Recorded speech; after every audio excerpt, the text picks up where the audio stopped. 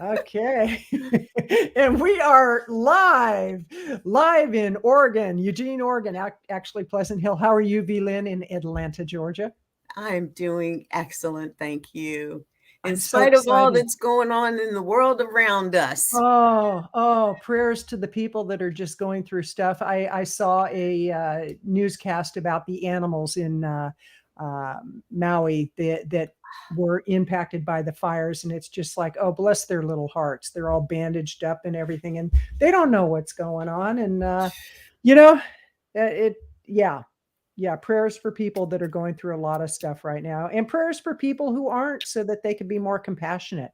But what we're here to talk about today is how to utilize virtual summits to grow your visibility, grow your market reach, and grow your revenues. So And let's your impact.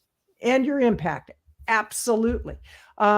I'm thinking of clients that we're working with that we have been using summits to grow their businesses, and they are doing phenomenally well. We have a great summit coming up ourselves in the very near future to do with how to market a vegan business. And we're bringing in the who's who of marketing, promotions, book launches, all of that. And so let's talk about what a summit is and why it's a good idea. Well, great segue into exactly what I was thinking about, because virtual summit can be any number of things. When we say virtual summit as a strategy, we're actually looking at numerous types of virtual summits and determining which one fits best for which client. Is it a full-blown summit, virtual summit? Is it a live summit? Is it a mini summit? Is it a one-day summit? Is it a multiple hour summit? You know, all of these things can go into consideration for the type of summit that would best serve you. And what we do is we look at, where are you? Where do we want to go? Mm-hmm. And then determine if a summit is part of your strategy to get there. How do you do it, and do it in a way that helps grow you, versus it becoming this massive thing that you don't even know what to do with, Right. and it ends up being the Oprah effect and imploding your business versus exploding it.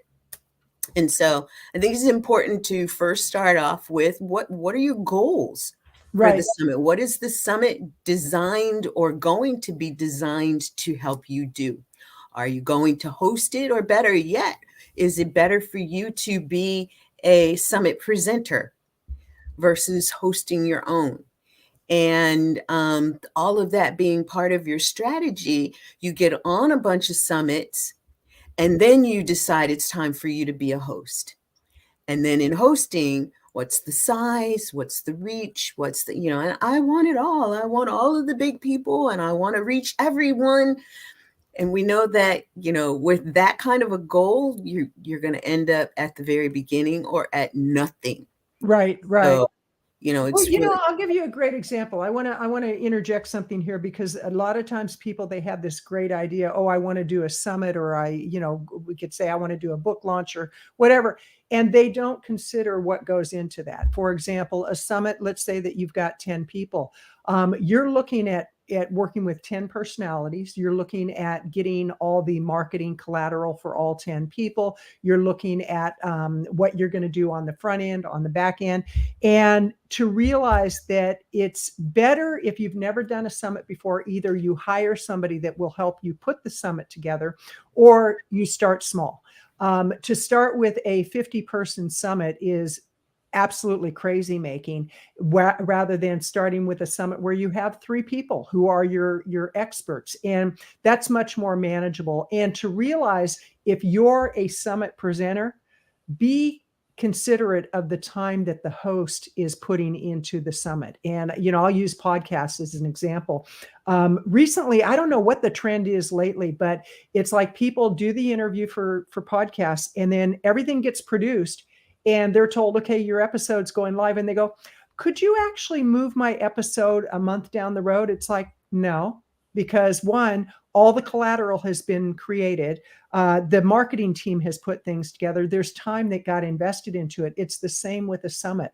You have to really think in terms of how much effort is the host putting into it. Now, a host who is very experienced will make it look like it's not a lot of work, but I can assure you there are many, many wheels that are moving when you put a summit together. So the first thing I would recommend is, like you said, VLynn, what is your goal? What do you want to accomplish? And calendars are really great tools to use to map out what do you want to see happen over the next 12 months. And if you've never done summits before and you say, I want to do a summit every single month, probably not realistic. You could do it, but it's probably going to backfire on you.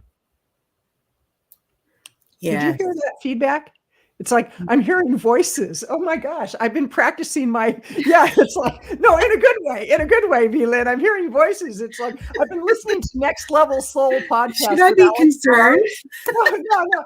And he has people on there that they actually channel and everything. And they talk about the first time they heard voices. It's like, it's happening. I'm hearing the voices. So anyway. So, oh my gosh. But start with your goal, start with a calendar, actually pull out the calendar and mark down the times that you want to see the summits happen. And don't have the summits live in a silo. Really look at, okay, what can that summit lead into? Great example is one client we're working with. She started with no mailing list at all, no email subscriber list. And we put together a small mini summit for her that generated over 1,000 opt-ins. So that's a nice group of people. From there, we had an upsell for people to buy the recordings, and she more than made her money back because she was investing in our services. Then from there, she did a 4-week group training. Then from there, it was private training. So look at where the summit can lead you and lead the people who partake in the summit. Exactly. And back to the point that I was originally making, know what it is that you want the summit to do for you. If it is part of your business growth strategy, know how it fits within the growth paradigm.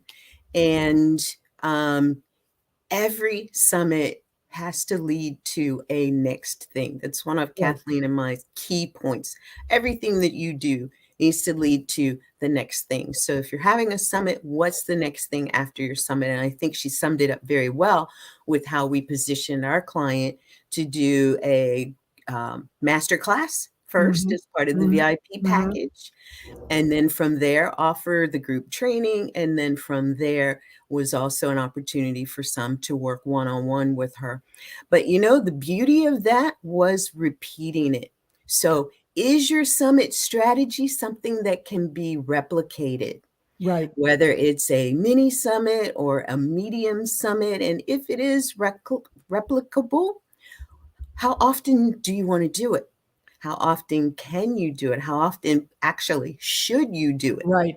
Based on the size, you'll be able to answer those questions.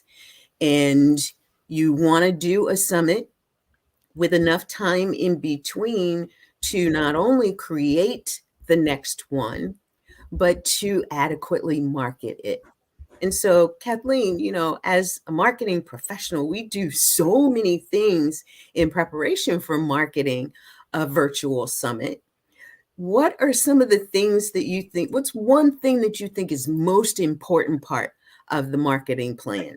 One that I wrote down here is the theme. What is the theme of your summit? And then from there, based on the theme, is it a fit for your audience? We have one client we're working with, getting her on podcast shows right now. And we're very, very clear on what her expertise is and the type of shows that would want her on the show. And we've been getting a great conversion rate. Now, if we took the same person and we went to a completely different market of podcast, a different type of podcast, we wouldn't get that result. So you want to look at what your theme is. And based on your theme, who would be the best speakers that, one, would be available, two, would be willing to do the summit, because some people, they don't do summits, or they just, for whatever reason, they don't feel that your summit would be one that they want to be on yet. And in some ways, you have to earn the right with certain speakers. So you want to keep that in mind as you're growing your business, that as you decide on speakers, what you want to do, we call this the low-hanging fruit. Go to the people you know the best, who are most likely to say yes, that fit in with the theme and the market and the outcome that you're looking for. Get a yes from one, and then go. I did that with the first Vegan Visibility Summit. I actually wanted to break into the vegan market. I went to Katrina Fox, and I knew Katrina Fox, and I said, I'm putting this summit together. Here's what the theme is. I would love you to be one of the speakers. She said yes. And it's like, oh, great. Katrina Fox said yes, that's awesome. So then I went to the next person and I said, I'm doing this summit. Here's what the theme is. And by the way, Katrina Fox has said yes. Are you interested? So I was able to use Katrina as leverage for a yes from the next person. Got a yes from the next person. So I went, and I think it was Matali who was the next person. Went to another one, another expert, and I said, okay, I've got Katrina, I've got Matali. Are you in? Yes, I'm in. So it was like being very strategic about the ask that I had. You want to also look at, what are you expecting from the speakers? So that's part of the marketing too, because if you have speakers that aren't willing to do any marketing, it's going to be an uphill climb. So it's not just about what they're doing for you, but it's also about what you're doing for them. It's about a win-win.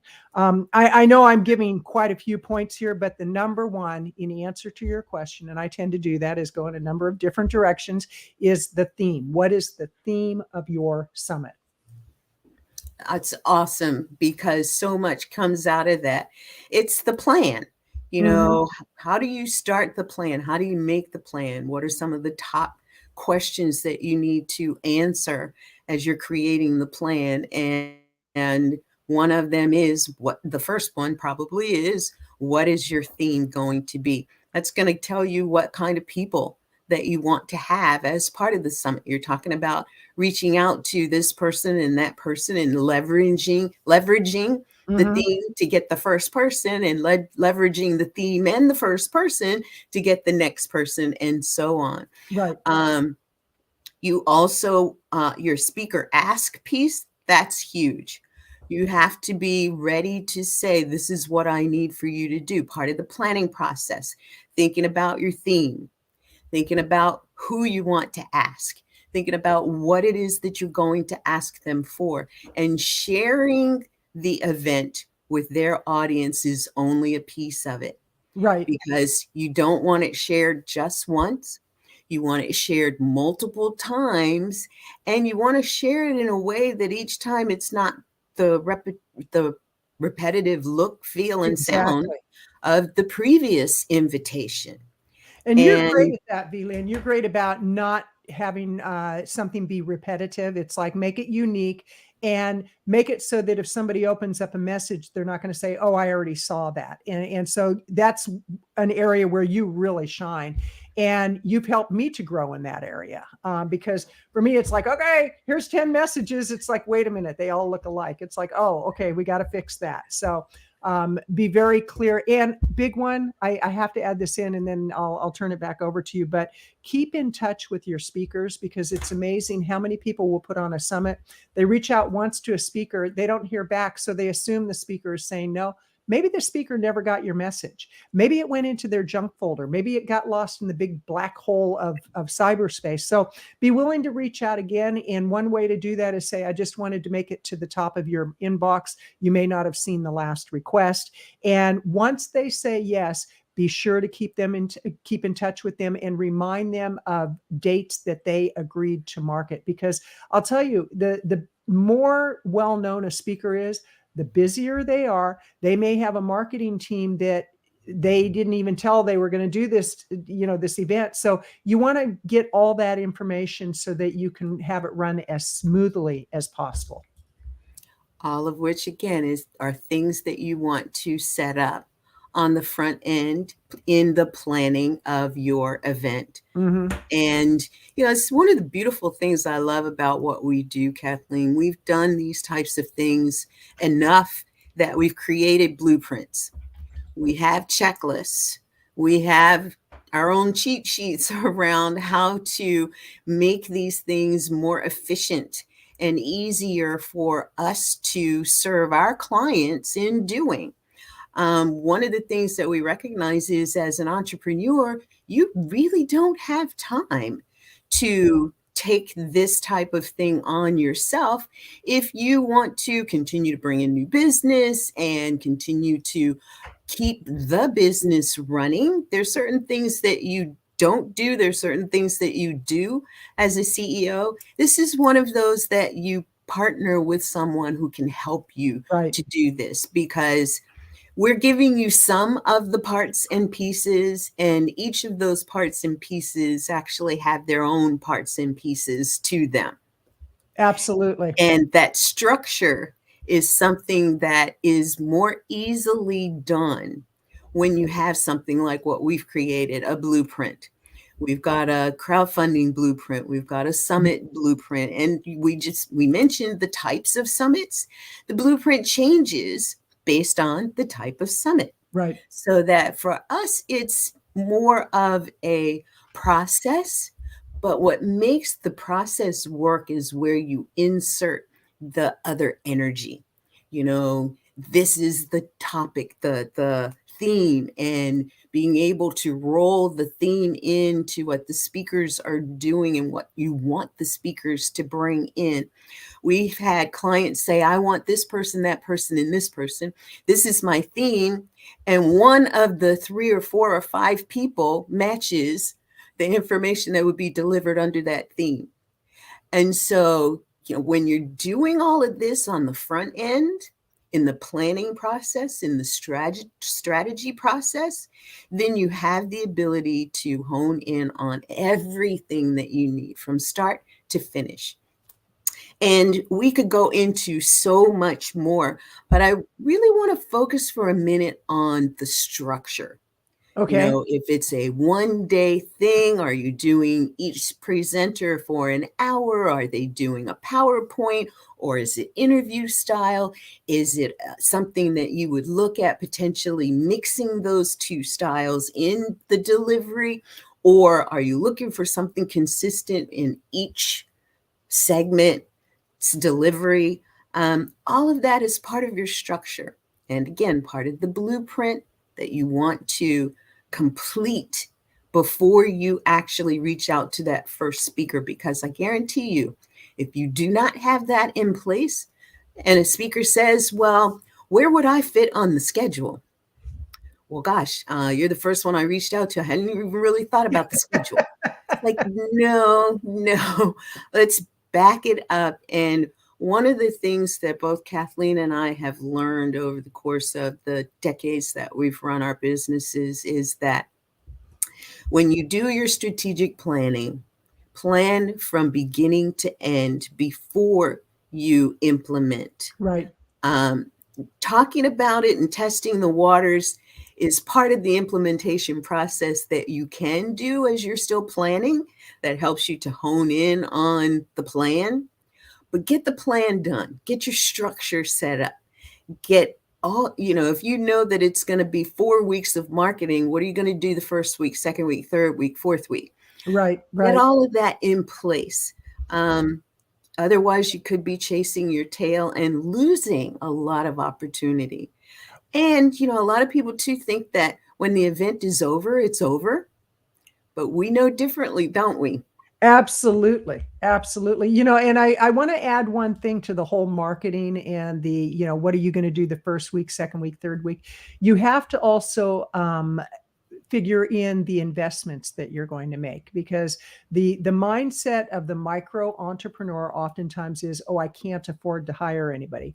That is probably the one thing that will hold you back more than anything else. It's like you have to figure in, okay, in order to get to X, wherever X is, what needs to happen and what is that going to cost me as far as people power, as far as resources, software, anything like that. Because, it's great to say, let's build a business on a shoestring budget. Let's get realistic. You have to make those investments. And when we figure an event that we're going to be doing, we actually take a certain percentage percentage of what we will, or let's say with a client contract, we get a contract, we figure a certain percentage right off the top is going to go to our team. So the mistake that a lot of people make is they don't figure in team, and they think that lower pricing is going to give them the opportunity that they want. And when you put on a summit, there are investments that you must make. And one investment might be to actually hire a team of people who know what they're doing so that it runs smoothly, because many people have attempted to do, they've read a book and they're like, okay, now I know everything. And they go out and they do whatever it is they're doing, the summit, and all these things fall through the cracks. We had that experience recently with somebody that they let a lot of balls drop. And it's like, wait a minute, I thought the event was starting. Oh, well, I've moved it. No. You can't do that to the speakers, because the speakers plan out their marketing. So it's not just about the person who's coordinating, it's about all the people involved, what you have to consider. Excellent. And, I want to say that summits probably are one of the best ways to build an email subscriber list, because I know there's two companies in particular that I'm thinking about that have used free summits to build million-person lists. One is Mind Valley. They've done a phenomenal job of offering a lot of free things out in the marketplace, summits being one of them. And the Shift Network is another one. They've built a 3 million person mailing list as a result of doing summits. And people go, oh, they're so lucky. I'll tell you what, luck has very little to do with it. Strategy, having a vision, sticking with the vision, making sure you're consistent. It's like anything. You have to be consistent in order to get the result that you're looking for. And we're actually running a little overtime, but I want to cover a couple of things. One area I'd like to talk about is what's the benefit or the downside to doing pre-recorded summits and live summits. So how about we save that for another one, because we could actually, there's several other pieces of this that we could actually go into. You got it. And I do want to talk about what we're going to talk about next week, which we are going to talk about. Let me see if I can read my notes here. Digital marketing for vegan entrepreneurs. So we're going to talk about digital marketing strategies that will help you to streamline what you're doing. And you're putting on a summit, you need to know some digital marketing strategies. There is no way around it, because summits, the ones that we're talking about, are digital, they're virtual, and they're delivered online. So we're going to talk about digital marketing strategies for vegan entrepreneurs next week. And with that, VLynn, what are your closing thoughts? Virtual summits, I'll echo what you said, are one of the greatest ways to build your email list. And this is one of the strategies that we talk about in our Vive Lives. And I want to invite you to find us on YouTube. Subscribe to our YouTube channel at VeganVisibilityProductions on YouTube.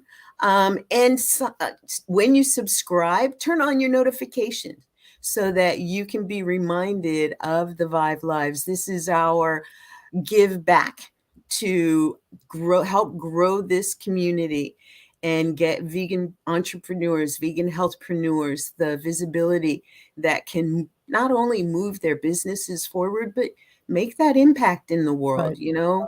We're all doing business to help further the impact on changing people's health for the better, ending animal suffering, and really helping to heal our planet.